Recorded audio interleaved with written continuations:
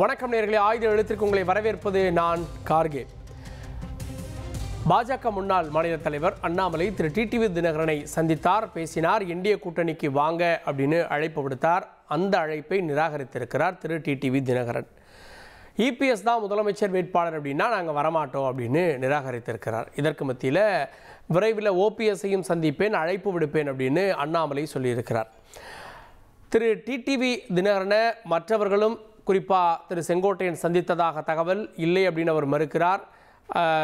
OPS சொல்கிறாரு செங்கோட்டையன் எப்போ விரும்புகிறாரோ அப்போது சந்திப்போம் அப்படின்னு. திரு செங்கோட்டையன் சந்திப்பாரா அப்படின்ற கேள்விகள்லாம் ஒருபுறம் எழுந்து வரக்கூடிய சூழலில் முன்பு இந்த கூட்டணியை விட்டு வெளியில் வர்றப்போ திரு டிடிவி சொன்னது இந்த கூட்டணியை திறம்பட கையாண்டது அண்ணாமலை தான் அப்படின்னாரு. நயினார் நாகேந்திரன் இந்த கூட்டணியை சரியாக கையாளவில்லை அப்படின்ற குற்றச்சாட்டையும் முன்வைத்தார்.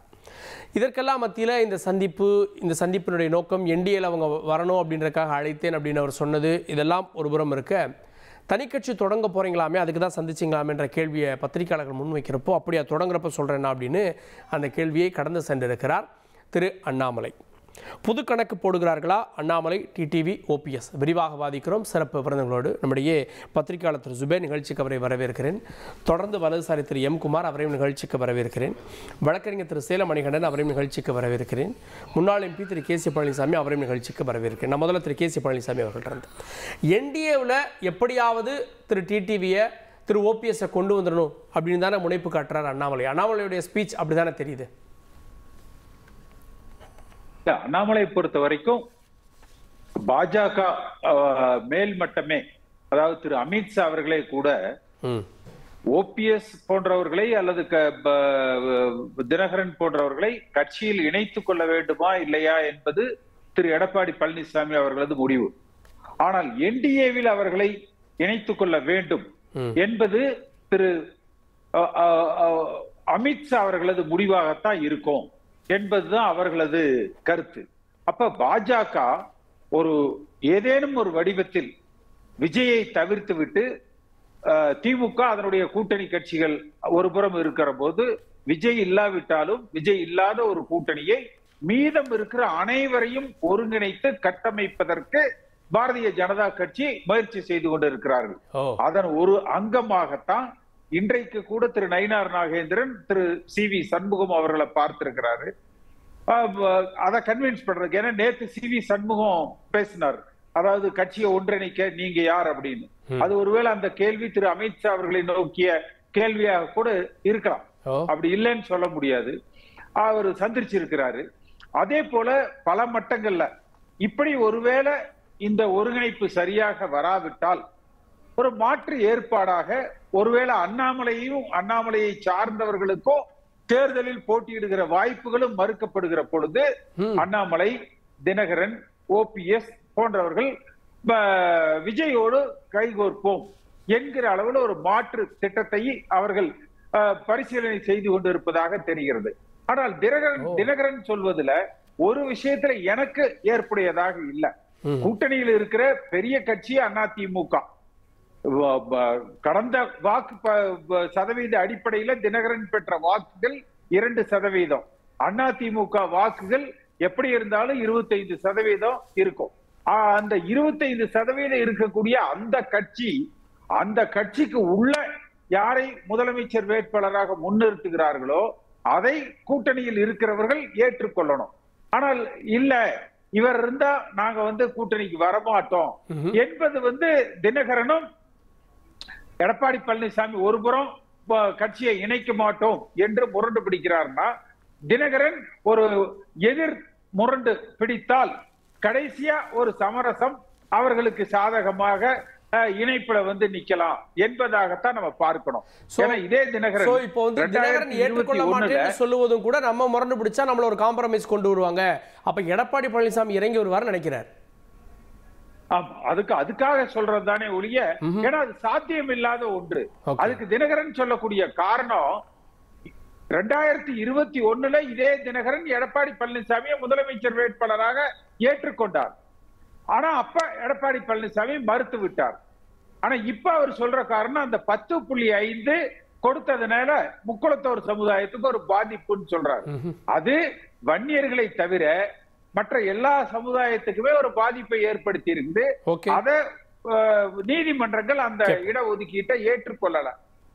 அதனால எடப்பாடி பழனிசாமி அது ஒரு அரசாங்கத்தினுடைய முடிவு. அன்றைக்கு திரு ஓ பன்னீர்செல்வமும் அந்த அரசாங்கத்துல துணை முதலமைச்சராக இருந்தார். அப்ப ஒரு அரசாங்கத்தினுடைய ஒரு முடிவுக்காக இவர் முன் முதலமைச்சர் வேட்பாளராக முன்னிறுத்தப்படக்கூடாதுன்னு தினகரன் சொல்லக்கூடிய காரணங்கள் நியாயமானதாக தெரியல. ஆனால் இந்த வருகிற தேர்தல்ல திமுகவை வீழ்த்த வேண்டும் என்றால் ஒன்றுபட்ட அதிமுக தேவை. அதுல மாற்று கருத்து இல்லை. அது எல்லாம் அதை விரிவாக விவாதிப்போம். ஒன்றுபட்ட அதிமுகவுக்கு பேசுறாங்களான்றதை நம்ம விரிவாக விவாதிப்போம். நான் முதல் பார்வை வாங்கிட்டு வந்துடுறேன். நான் திரு சேலம் மணிகண்டன் இபிஎஸ் முதல்வர் வேட்பாளராக இருந்தால் நாங்கள் இந்த கூட்டணியில் இருக்க மாட்டோம் அப்படின்றாரு திரு டிடிவி தினகரன். இபிஎஸ் முதலமைச்சராக்குவோம் அப்படின்னு ஒப்புக்கொண்டார் அண்ணாமலை. 2 பேரும் சந்திக்கிறாங்க. எப்படி பார்க்குறீங்க? தந்தி டிவி நேயர்களுக்கு வணக்கம். திரு ஓபிஎஸ் டிடிவி அண்ணாமலை புது கணக்கு போடுகிறார்களா அப்படின்னு இன்னைக்கு தலைப்பு கொடுத்திருந்தீங்க கார்கே. திரு கருணாநிதி அவர்கள் கணக்கு பத்தி சொன்ன ஒரு பிரபலமான கவிதை தான் எனக்கு ஞாபகம் வருதுங்க. 16ஐயும் கூட்டினால் அது மனக்கணக்கு, 16 18 கூட்டி சென்றால் அது காதல் கணக்கு அப்படிங்கிற மாதிரி ஒரு ஃபேமஸான கவிதை அந்த காலத்துல கருணாநிதி அவர்கள் சொல்லுவாங்க. நான் ப்ரோக்ராமுக்கு வரதுக்கு முன்னாடி தான் அவங்க தந்தி ஒன் சேனலை பார்த்துக்கிட்டு இருந்தேன். இதுக்கு பொருத்தமான ஒரு பாட்டு அதுல ஓடிட்டு இருந்ததுங்க. ஒருவன் மனது 9 அதில் ஒளிந்து கிடப்பது 80 அப்படின்னு கண்ணதாசனுடைய பாட்டு ஓடிட்டு இருந்ததுங்க. ஆனா இது என்ன அப்படின்னு கேட்டீங்கன்னா, இந்துக்கள் வேணா இந்த விஜயதசமி நாள்ல புது கணக்கு தொடங்குவாங்க. புரட்டாசி மாசத்துல எந்த புது கணக்கும் தொடங்கினா அது உருப்படாதுங்கிறத சொல்லிட்டு விஷயத்துக்கு வரங்க. உள்ளபடியே அண்ணாமலையை பத்தி என்னால புரிஞ்சுக்க முடியலைங்க. அவரு கடவுள் பாதி மிருகம் பாதி கலந்து செய்த கலவை நான் அப்படின்னு இருக்கிறாரோ அப்படின்னு எனக்கு தோணுதுங்க. உள்ளத்தில் பகை உதட்டில் நகை அப்படின்னு வச்சிட்டு இருக்கிறாரா அப்படின்னு எனக்கு ஒரு சந்தேகம் ஏற்படும். நான் சொல்றது என்னுடைய தனிப்பட்ட கருத்து நான் சொல்றேங்க. ஏன்னா ஒரு இடத்துல பாருங்க, 2-3 இடத்துல திரு எடப்பாடி பழனிசாமி அவர்களை உயிரை கொடுத்தவாது நாங்கள் முதலமைச்சர் ஆக்குவோம் அப்படின்னு சொல்லிட்டு இரவு பகல் பாராமல் நாங்கள் பாடுபடுவோம்னு சொல்றாரு. அடுத்த நாளை கோயம்புத்தூர் என்ன சொல்றாருன்னா, இல்ல இந்தியாவுடைய அந்த என்கிளேவ்ல பேசுறப்ப என்ன சொல்றாரு அப்படின்னு கேட்டீங்கன்னா, திமுக ஆட்சி மீது ஒரு அதிருப்தியில என்ன ஆரம்பிக்கலீங்கன்னா அப்படிங்கிறாரு. அதுதான் அந்நியன் மாதிரி ஒண்ணு அம்பி மாதிரி ஒண்ணு பேசுறாரு. இது ஒரு பக்கம் இருக்கட்டுங்க. அதே மாதிரி திரு பன்னீர்செல்வத்தையும் திரு டிடியும் நான் சமாதானப்படுத்த போறேன் அப்படிங்கிறது இவரா தானா எடுத்துக்கொண்டதா அல்லது டெல்லி தலைமை இவருக்கு அது உத்தரவிட்டதாங்கிறதுல எனக்கு ஒரு சந்தேகம் இருக்குது. ஏன்னா பாஜகவில எப்படி திராவிட கட்சியில பொதுச் செயலாளருங்க தலைவருங்க அப்படின்னு இருப்பாங்களோ, பாஜக அது பாத்தீங்கன்னா மாநில தலைவர் தான் முழு அதிகாரம். ஒரு தேர்ந்தெடுக்கப்பட்ட மாநில தலைவர் தேசிய திராவிட மாப்பிள்ளை நயினார் நாகேந்திரன் இருக்கிறப்ப இவர் பாஜகவுடைய தேசிய பொதுக்குழு உறுப்பினராக மட்டும்தான் இருக்கிற அண்ணாமலை தானா எப்படி போய் இதை பேசுறாரு அப்படின்னு எனக்கு தெரியல. இல்ல அண்ணாமலை தானே இல்ல சார் அண்ணாமலை தானே இவங்க 2 பேரையும் முதல்ல இந்தியாக்குள்ள கொண்டு வந்தார் 2024ல. அப்ப சமாதானப்படுத்துற பொறுப்பு அவருக்கு ஆட்டோமேட்டிக்கா வருதுல. பொறுப்பு ரீதியா இல்லைனாலும் தார்மீக ரீதியா வருதுல சார். அதுதான் சொல்றேன். அதற்கு நான் ஒன்னு திருப்பி சொல்றேங்க. திரு டிடிவி தினகரன் யாரு குறிப்பிட்டு சொன்னார், அண்ணாமலை இருக்கிற வரைக்கும் இந்த கூட்டணி ரொம்ப நல்லா இருந்ததுங்க. நயினார் நாகேந்திரன் கூட்டணியை சரியா ஹேண்டில் பண்ணலன்னா அப்ப என்னங்கன்னா உங்களுக்கு பிரச்சனை, நான் வரேன்னு நயினார் நாகேந்திரன் அங்க போய் உட்காந்து நான் அண்ணாமலை எப்படி உங்களெல்லாம் இழுத்து பிடிச்சாரோ கட்டி பிடிச்சாரோ அந்த மாதிரி தானே நானும் கட்டி பிடிக்கிறேன்னு அவர் இந்த சமாதானப்படுத்த போயிருந்தா அதுல ஒரு லாஜிக் இருக்குது. எனக்கு கிடைத்த ஒரு உறுதிப்படுத்தப்படாத தகவல் என்ன அப்படின்னா, இவங்க 2 பேரும் வெளியேறதுக்கு ஒரு விதத்துல திரு அண்ணாமலை அவர்கள் தான் காரணம்னு டெல்லி பாஜக நினைப்பதாகவும், நீ தானே உங்களை வெளியே துரத்துன போய் நீயே உங்களை கூட்டிக்கிட்டு வா அப்படின்னு ஒரு நாகரிகமா ஒரு வார்த்தை சொல்ற சம்பந்தப்பட்டவங்க கையிலேயே சாவியை கொடுத்துருச்சு அப்படின்னு நான் கேள்விப்பட்டேன்.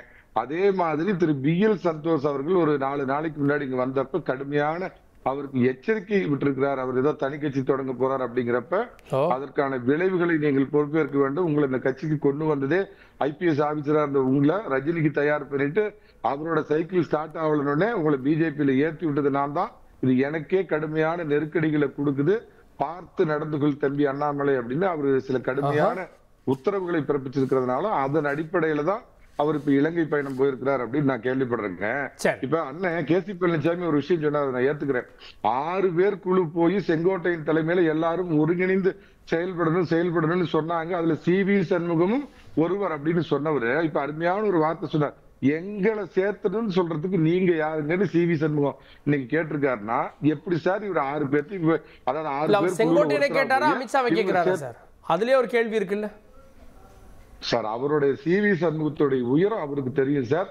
கடந்த வாரம் திரு பொதுச் செயலாளர் அவர்கள் டெல்லியில இருந்தப்ப எதேச்சமா நானும் அங்க இருக்கக்கூடிய ஒரு வாய்ப்பு கிடைச்சது. மிக தெளிவா நான் கேள்விப்பட்ட செய்தி, திரு அமித்ஷா அவர்களிடம் நாங்க ஆரம்பத்துல கூட்டணி வைக்கிறப்பயே இந்த 3 பேர்த்தையும் கட்சியில சேர்த்த மாட்டோம் சொல்லித்தான் உங்களோட கூட்டணி வச்சிருக்கோம்.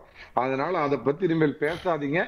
என்டிஏவில் தினகரனை சேர்த்துக் கொள்வதற்கு எனக்கு ஆட்சேபனை இல்லை. அவர் ஒரு தனி கட்சி வச்சிருக்கார். நல்லா கவனிச்சு பாருங்க. எடப்பாடி பழனிசாமி தேசிய ஜனநாயக கூட்டணியில சேர்ந்ததுல இருந்து தினகரனை விமர்சனம் பண்ணி பேசுறது இல்ல. பன்னீர்செல்வத்தை காலம் கடந்து விட்டதுனால. ஆனா தினகரனை பத்தி உங்க தந்தி டிவில அறிகிறன் கேட்கிறப்ப காலம் கடிந்து வர வேண்டும்ங்கிறாரு. அவர் மேல அதிமுக போட்ட ஒரு கேஸ் வாபஸ் வாங்குறாங்க. ஆனாலும் தினகரன் பாத்தீங்கன்னா ஜிஎஸ்டி அறிவிப்பு வர்ற அன்னைக்கு சரியா 9 மணிக்கு நான் என்டிஏ கூட்டணியை விட்டு வெளியே போறேன்னு சொல்றாரு. இப்ப 2 நாளைக்கு முன்னாடி பாத்தீங்கன்னா இந்த ஜிஎஸ்டியோட இம்ப்ளிமெண்டேஷன் வர்றப்ப அந்த செய்தி திசை திருப்புற விதமா ஒரு பேட்டி கொடுக்கிறார். தினகரன் அவர் ஏதோ ஒரு நோக்கத்துல செயல்படுறார். தேசிய ஜனநாயக கூட்டணியில் இவங்க தொடரலாம். பன்னீர்செல்வம் சேலஞ்ச் பண்ணிட்டு இருக்காரு சார். இன்னைக்கு நான் ஒருங்கிணைப்பாளர் அவரு காக்கா தாக்கா மாக்கா பேப்பான்னு ஏதாவது ஒரு கட்சி பேர் வச்சுக்கிட்டாருன்னா தேசிய ஜனநாயக கூட்டணியில் தொடரலாம். இந்த பிறவியில் இவங்க அதிமுகவில் சேர முடியாது. கேப்போ திரு சுபேர்ட்ட இந்த சந்திப்பு அப்படின்றது அண்ணாமலையும் டிடிவி சந்திச்சது என்டிஏக்கு கொண்டு வர்றதுக்கு தான் அப்படின்னு 2 பேர் சொல்றாங்க. ஆனால் அதுக்கு நோக்கம் எப்படின்னா இவங்களால தான் அண்ணாமலையால தான் இவங்க வெளியில போனாங்க, அதனால அண்ணாமலையே சமாதானம் செய்ய போனார்னு ஒரு சாராரும், இல்லை அண்ணாமலை வேற தனி கணக்கில் இவங்களை சந்திக்கிறாரு அப்படின்னு இன்னொரு சாராரும் சொல்றாங்க. என்ன நடந்திருக்கு? இல்லை, அதிமுகவில் ஒரு தணல் இருந்து கொண்டே இருக்க வேண்டும் என்று பாஜக விரும்புகிறது. அதிமுக ஒரு ஒன்றிணைந்துடக்கூடாது, பலம் பெற்று விடக்கூடாது அப்படிங்கிறதுல ரொம்ப தெளிவாக இருக்கிறாங்க.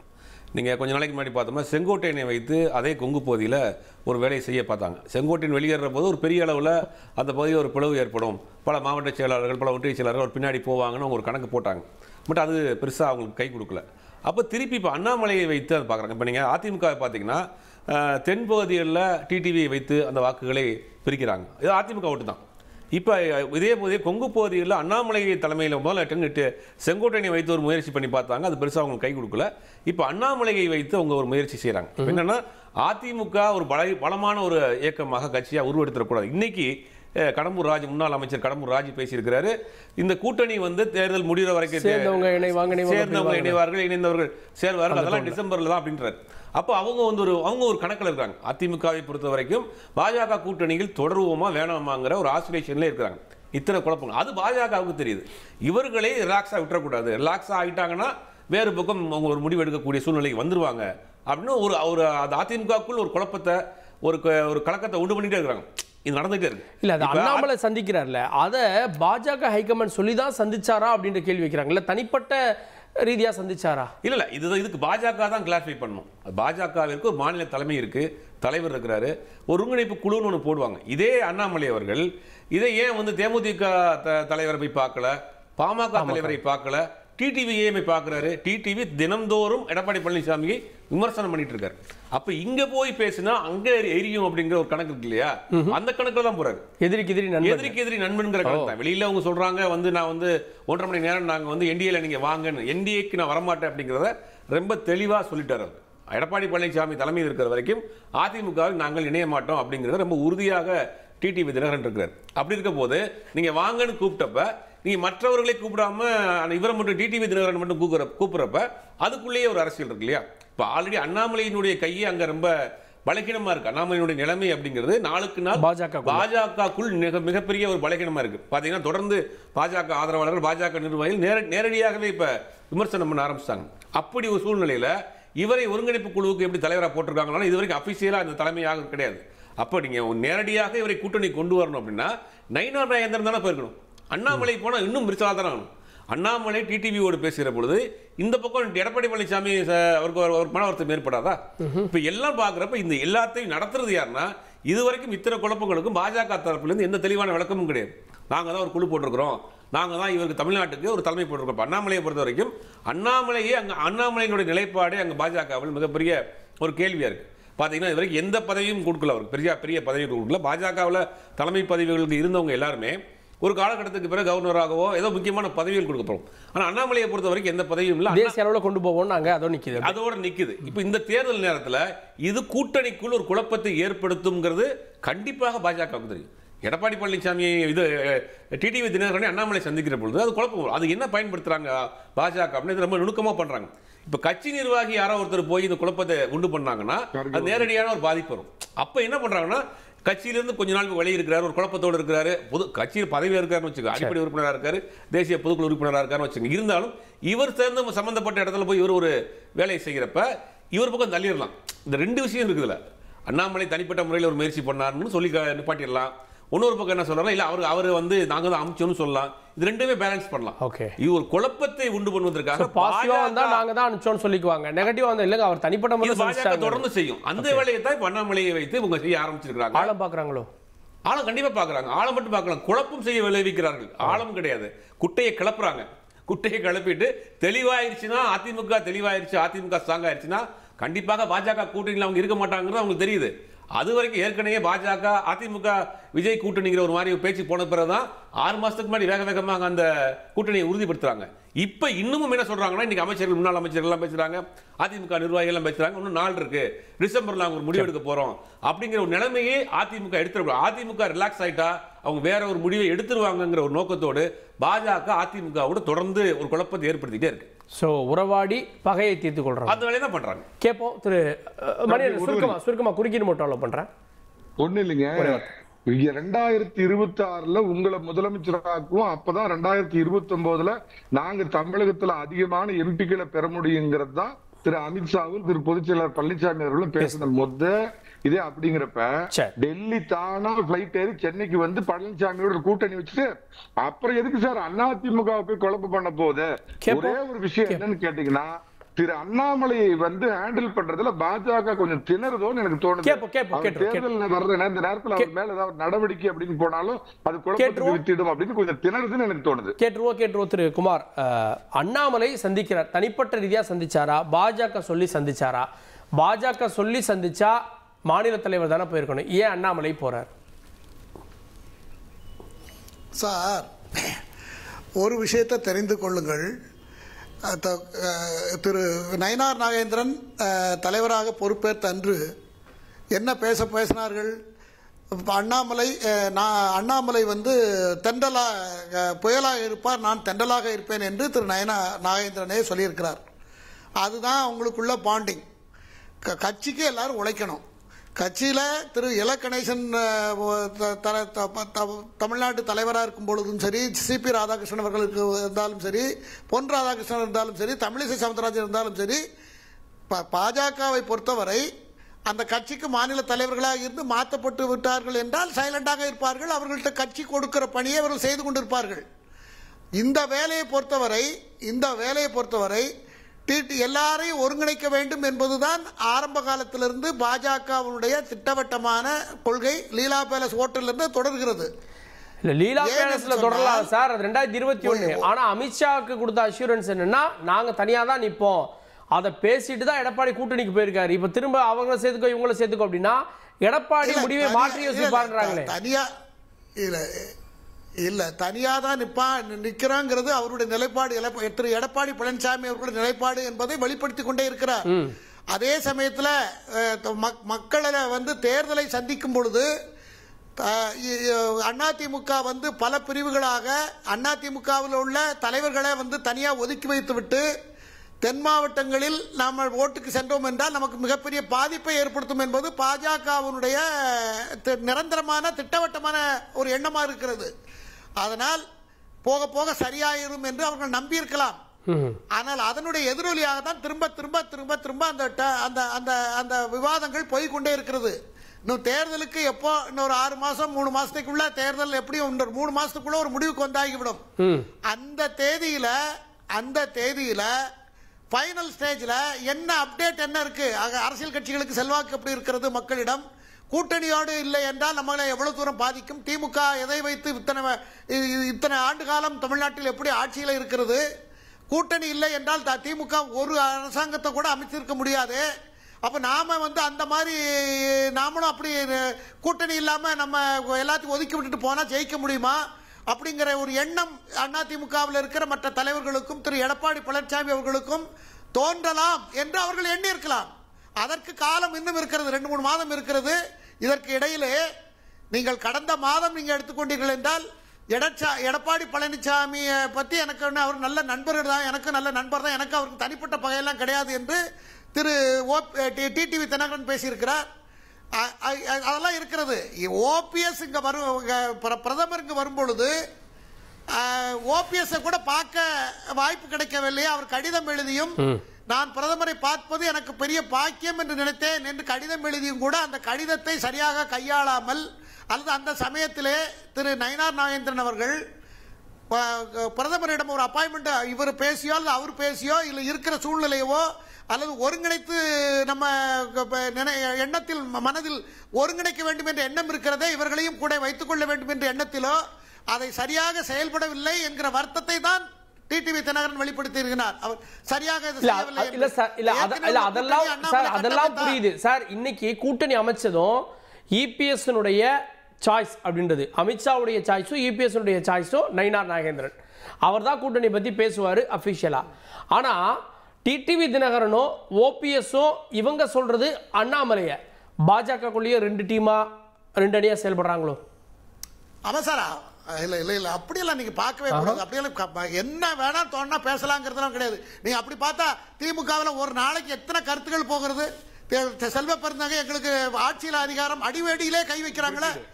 இதுவரைக்கும் திமுக அரசியல் ஒரு குறுக்கீடு ஒரே ஒரு அனுமதியோட உண்மையாலுமே இந்த பிரச்சனையை தீர்க்கணும்னு அண்ணாமலை நினைச்சிருந்தா திரு நயினார் நாகேந்திரன் பாஜக மாநில தலைவரை அழைச்சிக்கிட்டு அப்படிலாம் போயிருக்கணும். கூடியது குமார் இல்ல இல்ல அது நீங்க சொல்ற பாயிண்ட் கரெக்ட் தான், நான் இல்லைன்னு சொல்லல. அது அவர்களுக்குள்ள என்ன வித்தியாசமான ஒரு ஒப்பீனியன் இருந்தா எனக்கு தெரியல. இல்லாததை இருக்கிறதாக நான் நினைச்சு பேச மாட்டேன், அதனால நான் சொல்றேன். இப்ப திமுகவுல செல்வ பெருந்தகை பேசுறதா இருக்கட்டும், ஆட்சியில அதிகாரத்தில் பங்குன்னு திருமாவளவன் பேசுறதா இருக்கட்டும், எல்லாத்தையும் நீங்க பாத்தீங்கன்னா அதை விட இதுல ஒண்ணு, அதுல இருக்கிற பிரச்சனையை விட இதுல பிரச்சனை 4 ஒண்ணு கூட கிடையாது. திரு கேசிபி இவர்கள் ஒரு வகையில புறக்கணிக்கப்பட்டா விஜயை தேடி போவாங்க அப்படின்னு சொல்ல வரீங்க. ஆனா இதுல அடிப்படையில் நிறைய முரண்கள் இருக்கு. அண்ணாமலை ஃபார் சிஎம்னு ஏற்கனவே அண்ணாமலை ஆர்மிக்காரங்க சொல்லிட்டு இருக்காங்க. ஏற்கனவே முதலமைச்சராக இருந்தவர் ஓபிஎஸ், இவங்கெல்லாம் எப்படி விஜய் பின்னாடி போவாங்க? இதுல அதற்கு முன்பு பாரதிய ஜனதா கட்சி 2 வழிகளில் பயணிக்கிறார்கள் என்பது என்னுடைய கருத்து. அண்ணாமலை மத்திய பாஜகவை எதிர்த்து கொண்டு இந்த சந்திப்புகளை நிகழ்த்தவில்லை என்றுதான் நான் பார்க்கிறேன். ஏன்னா நேற்று கூட திரு செங்கோட்டையன் அவர்கள் திரு தினகரனை சந்தித்தார் என்று செய்திகள் வந்தது. இப்பொழுது கூட சில செய்திகள் நேற்று இரவு திரு பன்னீர்செல்வத்தை ஓபிஎஸ் அவர்களை திரு செங்கோட்டையன் சந்தித்திருக்கிறார் என்று. ஆனால் அவர் அதிகாரப்பூர்வமாக தினகரனை சந்தித்ததை செங்கோட்டையன் மறுத்திருக்கிறார். ஆனால் அப்படி சந்திப்பு நடந்தது உண்மை என்பதாக ஊடக செய்திகள் தெரிவிக்கிறாங்க. அப்ப ஒருபுறம் மிக வேகமாக அண்ணாமலை, செங்கோட்டையன், தினகரன், ஓபிஎஸ் இந்த பேச்சுவார்த்தைகள் ஒருபுறம் நடக்குது. திரு நயினார் நாகேந்திரன் ஒரு புறம் மத்தியில திரு நட்டா அவர்களோடு பேசுறாங்க. அப்ப இதுல 2 தரப்புமே ஒருவேளை பாஜக அதிக அழுத்தம் கொடுத்தால் எடப்பாடி பழனிசாமி கூட்டணியிலிருந்து வெளியேறி விஜய் ஒரு ஆப்ஷன் என்பதாக எடப்பாடி பழனிசாமி தரப்புல இன்னைக்கு கடம்பூர் ராஜு அவர்களுடைய பேச்சுக்கள் அதைத்தான் நமக்கு உணர்த்துது. இன்னொரு புறம் பாத்தீங்கன்னா இவர்கள் ஒரு அதிமுகவுக்கு உள்ள சரியா வரலன்னா விஜய் ஒரு ஆப்ஷன் என்பதாக ஒரு தரப்புல ஓடுது. இந்த 2ல எது நடந்தாலுமே அது அதிமுகவுக்கு அதிமுகவினுடைய எதிர்காலத்துக்கு நல்லதல்ல. வருகிற டிசம்பர் மாதம் வரை இது ஒரு முடிவு எட்டப்படாத ஒரு நிலையில தான், பேச்சுவார்த்தைகள் என்கிற நிலையில தான் செல்லும். ஆனா ஒரு டிசம்பருக்கு உள்ள இறுதியில ஏதேனும் ஒரு வடிவத்தில்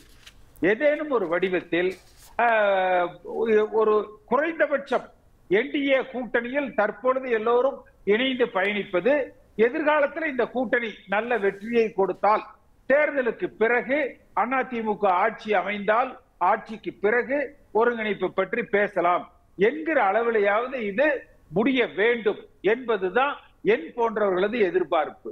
மாறாக இது எப்படி இது நடந்தாலும் சேதாரம் அதிமுக என்கிற கட்சிக்கு. அதுல பலம் பெற போவது, ஒருவேளை இந்த முயற்சி அதிமுக ஒன்றுபடாவிட்டால் பலம் பெற போவது விஜய். ஏற்கனவே விஜய்க்கு ஒரு 10% வாக்குகள் ஒரிஜினலா இருந்தது. 8%, 8லிருந்து 10க்குள்ள இருந்தது. ஆனா அதிமுகவுக்குள்ள நடக்கிற இந்த உள் கருத்து மோதல்கள் என்பது போட்டி போட்டு விஜயை ஆதரிக்கிற அல்லது எல்லோரும் எங்களுக்கு விஜய் ஒரு ஆப்ஷன், விஜய் ஒரு ஆப்ஷன் என்று முன் எடுக்கிற அந்த முன் எடுப்புகள் பார்த்தீங்கன்னா விஜயை பலப்படுத்துறதா வருது. நீங்க கேட்டீங்க ஓபிஎஸ் முதல்வராக இருந்தவர் விஜயை முதல்வராக ஏற்றுக்கொள்வாங்களா? இதெல்லாம் இவர்கள் ஒரு துருப்பு சீட்டாக விஜயை காட்டி தங்கள் பேர வலிமையை இங்கே அதிகப்படுத்திக் கொள்வதற்காகத்தான் இருக்கு. ஆனா இறுதியில ஏதேனும் ஒரு வழி இல்லைன்னா அந்த நேரத்துல வந்துருவாங்க, ஏதேனும் அவர்கள் முடிவெடுக்க வேண்டிய சூழ்நிலைகள் வரும். ஓகே, நான் திரு எம் குமார், என்டிஏவிலிருந்து இல்லை என்டிஏவில் முக்கியத்துவம் இல்லாதவர்கள் தான் இப்போ ஒன்று சேர்ந்திருக்காங்கன்ற பார்வையை முன் வைக்கிறாங்களே. திரு அண்ணாமலையாக இருக்கட்டும், அண்ணாமலைக்கு பாஜகவில் இப்போ முக்கியத்துவம் இல்லை. அதே நேரத்தில் டிடிவி, ஓபிஎஸ் என்டிஏவிலே இல்லை. இப்போ இவங்கெல்லாம் ஒன்று சேர்ந்து ஒரு கூட்டணி அமைக்கிறாங்களோன்ற கேள்வி வருதுல்ல. கூட்டணிங்க ரொம்ப பிளேனாக பேசுவோம். இப்போ கூட்டணியில் இப்போ எதிரணி, இப்போ திமுக கூட்டணி அவங்கள்ட்ட சாலிடாக அவங்கெல்லாம் இருக்காங்கன்னு சொன்னாலும் கூட தினம் ஒவ்வொரு கமெண்ட் வரலையா? அதை பற்றி நம்ம பேசுறதே இல்லையே.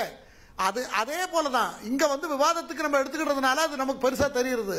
இங்கே திமுகவில் இருக்கிற பிரச்சனையில் பாதியை கூட இங்கே கிடையாது பிரச்சனை. என்ன கேட்டாங்க, ஏன்னா ஒரு விஷயத்தை நல்லா தெரிந்து கொள்ளுங்கள். டிடிவி தினகரன் 2 மாசத்துக்கு முன்னால பேசுறது என்ன, நான் என்டிஏல தான் இருக்கிறேன், நான் அங்கதானே இருக்கேன், நாங்கெல்லாம் ஒருங்கிணைப்பா எல்லாரும் வருவாங்கன்னு அப்படி சொல்லியிருக்காரு. அவருக்கு எப்ப அது பிரச்சனையாச்சு, ஓபிஎஸ் கண்டுக்காம விட்டது, ஓபிஎஸ் விலகினதுக்கு பிஜேபி என்டிஏ அவரை அகாமடேட் பண்ணிருக்கணும்னு அவர் பேட்டி கொடுத்திருக்கிறார். அப்ப கூட அவர் சொல்லி பார்த்தாரு. அதற்கு பிறகுதான் அவர் விலகுகிறார். இந்த விலகுகிறார். இப்ப கடைசியா சொன்னது திரு எடப்பாடி பழனிசாமி அதுல முதலமைச்சர் அறிவித்தால் நாங்க அதுல இருக்க மாட்டோம், நாங்களே தற்கொலை பண்ணிக்கோமாங்கிறது எக்ஸ்ட்ரீமா அவர் யோசித்து நம்மளை யாரும் எல்லாருமே இக்னோர் பண்றாங்க, அப்படி மரியாதை இல்லாத இடத்துல நாம ஏன் இருக்கணும் அப்படிங்கிற ஒரு கௌரவ அடிப்படையில் தான் அவர் அந்த விரக்தியான பேட்டியை கொடுக்கிறார். ஒருவேளை உள்துறை அமைச்சரோ பிரதமரோ நட்டா அவர்களோ எல்லாரும் சந்தித்து எடப்பாடி பழனிசாமி அவர்கள் மற்ற எல்லாரையும் உட்கார வைத்து ஒருவேளை பேச வாய்ப்பு கிடைக்கும். இப்படி இன்னைக்கு இந்த மாசம் இல்லைன்னாலும் கூட அடுத்த மாதமோ அதுக்கு அடுத்த மாசமோ திரு கேசிபி சொன்னது போல உட்கார்ந்து பேசி வெற்றி தான் அரசியல் கட்சியினுடைய அல்டிமேட் என்ன, நோக்கம் என்ன, ஜெயிக்கணும். ஜெயிக்கிறத பத்தியே கவலைப்படாம போட்டியும் பொறாமையும் ஈகோவையும் வைத்து நம்ம பயன்படுத்தி கொண்டிருந்தோம் என்றால் கட்சி ஒன்றும் இல்லாம போய்விடும். அப்புறம் தேர்தலில் தோத்து போய்விட்டது என்றால் அதிமுக தலைமையை தன்னாலே இழக்க வேண்டிய சூழ்நிலை வந்துவிடும் அல்லவா? அதையெல்லாம் கூட விவாதித்தார்கள் என்று சொன்னால் முதல் கட்ட தலைவர்கள், 2ஆம் கட்ட தலைவர்கள், தொண்டர்கள் எல்லாரும் அதுக்கு தேர்தல் நெருங்க நெருங்க அதை நோக்கி போயிடும். அப்ப அந்த இடத்துல இருந்து முடிவெடுப்பாங்க, அந்த ஸ்டேஜ்ல முடிவெடுப்பாங்க, அந்த ஃபார்முலாவை வச்சு முடிவெடுப்பாங்க. ரொம்ப அதிமுக விவகாரங்களுக்குள்ள பாஜக போச்சுன்னா அதிமுக விஜய் அஸ்திரத்தை திரும்ப எடுத்துறாதா? எப்படி சார்? அதாவது ஒரு கூட்டணியில எல்லாரும் ஒன்னா இருந்தாங்க, முதல்ல பிரிஞ்சது உண்மைதான், அப்புறம் சேர்ந்துட்டாங்க. சேர்ந்ததுக்கு அப்புறம் திரும்ப இப்ப 2வது புதுசா ஒரு டெவலப் ஆகிட்டு இருக்கு. இப்ப எடப்பாடி பழனிசாமி அவர்கள் டிடிவி திரு மணிகண்டன் சொல்றார், டிடிவியை சேர்த்துக்கலாம் அப்படின்னு சொன்னாரு. மற்றவங்க தான் அவளை சேர்க்க முடியாதுன்னு அவர் சொல்லியிருக்காரு. அவர் நினைச்சிருக்கலாம் இவங்க எல்லாரும் இன்னொரு குழுவை ஃபார்ம் பண்ணி சேர்ந்தா ஒருவேளை ஒர்க் அவுட் ஆகலாம்னு நினைக்கலாம். ஆனால் இவர்கள் அதற்கு ஒத்து வருவார்களாங்கிறது தெரியாது. அப்படி இல்லை என்றால் இவர்கள் எல்லாம் சேர்ந்து கொண்டு டிடிவியோட நம்முடைய விஜயோட கூட்டணி அமைத்தால் விஜய் எல்லாரையும் கூப்பிடுறதுக்கு தயாரா இருக்காரு. ஆனா முதலமைச்சர் அவரா இருப்பாரு. இன்னைக்கு அவர் சொன்னார்னா இளைஞர்கள் கடல்ல இருங்க. அதான் நான் சொல்ல வரேன். இன்னைக்கு நிலைமை எப்படி, நாட்டோட நிலைமை என்ன, இளைஞர்களோட நிலைமை என்ன, இளைஞர்கள் அரசியலுக்கு தலைவராக வரக்கூடியவருக்கு அரசியல் தெரிந்திருக்கணும், அரசியல் சாணக்கியம் இருக்கா, அவர் எப்படி இருப்பாருங்கிறதெல்லாம் கிடையாது. சினிமாவில் நடிச்சிட்டாருன்னா சினிமாவில் ஹீரோ ஆயிட்டாரு. அவர் கடல்ல கொண்டு 10,000 பேரை ஏற்றிட்டு போய் கடல்ல குதிங்கன்னா குதிக்க தயாரான இளைஞர்கள் இருக்கிறதுனால எல்லாம் அதை சுற்றியே விவாதம் நடந்து கொண்டிருக்கிறது. 18 வயசு 20 வயசுல தியாக தலைவர்கள்ல வாலிபரா இருந்து நாட்டுக்கு தியாகம் பண்ண இளைஞர்களை பத்தி யாருக்கு தெரியுது? யாருக்கு தெரியாது. ஆகையினால அவருக்கு ஒரு கணிசமான ஓட்டு வங்கி இருப்பதால் அதை நம்ம மையப்படுத்தி இதுல வெக்ஸான அதுல போய் சேருவாங்களா, அவர் வெக்ஸான இதுல போய் சேருவாரா, இப்படி நம்ம விவாதம் பண்ணி கொண்டு இருக்கிறோம். இதெல்லாம் பிராக்டிகலா நடக்கக்கூடியது அல்ல. இந்த கூட்டணிகளே அதிமுகவில் இருக்கிற கூட்டணிகள் தனக்கு ஆபத்து வரும், தங்களுடைய வெற்றிக்கு ஆபத்து வரும் நினைத்தால் எந்த முடிவானாலும் எடுப்பார்கள். அதுதான் அரசியல் முடிவு. அதே போல திமுகவிற்கும் கடைசி நேரத்தில் அதிகாரத்தில் பங்கு, ஆட்சியில பங்குன்னு அவங்க கோரிக்கை பலமா பெருசாக போனால் அவர்களும் எந்த முடிவுகள் எடுப்பார்கள். இதைத்தான் நம்ம பார்க்கணும். 2 மாதம் கழித்து நம்ம இந்த விவாதத்துக்கு சரியான முற்றுப்புள்ளியை அப்பதான் கண்டுபிடிக்க முடியும் என்பது என்னுடைய கருத்து. திமுக கூட்டணியிலேயே நிறைய முரண்பாடுகள் இருக்கு, ஆனால் அது வெளிவரதில்லை அப்படின்றார். இல்ல, திமுக கூட்டணியில் எந்த முரண்பாடுகள் இருந்து எந்த கட்சி வெளியில போயிருக்கு? காங்கிரஸ்ல நிறைய முரண்பாடுகள் இருந்து எந்த கட்சி கூட்டணி விட்டு வெளியே போயிருக்கு? இனிமே போவாங்க. இப்ப வரைக்கும் சொல்றேன் 2019, 21, 24 3 தேர்தல் இருக்கு சார். பேசி அதிகாரத்துல பங்குண்டு ஆரம்பிச்சிட்டாங்களா சார்? அடி வயித்துல கை வைக்காங்க, வெளியில வரல. கேக்குறாங்களா? இல்ல, இதெல்லாம் அதிகாரப்பூர்வமற்ற தகவல். நேரடியா வெளியில பத்திரிகை சந்தி பேசியிருக்காங்களா? 117 தொகுதியில கான்சன்ட்ரேட் பண்ணுவோம். கூட்டணியிலிருந்து வெளியேறி யாராவது வெளியேறி இருக்காங்களா, இல்ல முரண்பட்டு யாராவது பேசியிருக்கிறாங்களா? 2019 இருந்த கூட்டணி, 21 இருந்த கூட்டணி, 24 இருந்த கூட்டணி தொடர்ந்து கூட்டணியில் இருக்கிறாங்க.